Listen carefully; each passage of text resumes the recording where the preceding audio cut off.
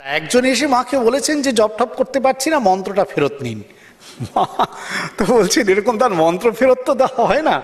তা কিছুক্ষণ এরকম বারবার বলার পরে মা বললেন ঠিক আছে বাবা, আমি মন্ত্র ফেরত নিলুম।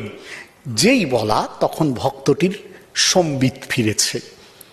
সে তখন বিচার করে বুঝতে পারছে যে এতক্ষণ তার কাছে মায়ের মন্ত্রটি ছিল, তার মানে মা তাকে গুরু হয়ে তার ইহকাল পরকাল সবকিছু রক্ষা করছিলেন।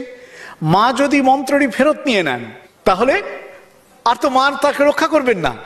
তখন তার চেতনা ফিরেছে। সে বলছে তবে কি মা আমি রসাতলে গেলুম? বলার সঙ্গে সঙ্গে মায়ের রূপ পাল্টে গেল। গম্ভীর স্বরে বলে উঠলেন, কি আমার ছেলে হয়ে তুমি রসাতলে যাবে? এখানে যে এসেছে বিধির সাধ্য নেই তার কিছু করে, আমার উপর ভার দিয়ে নিশ্চিন্ত থাকো।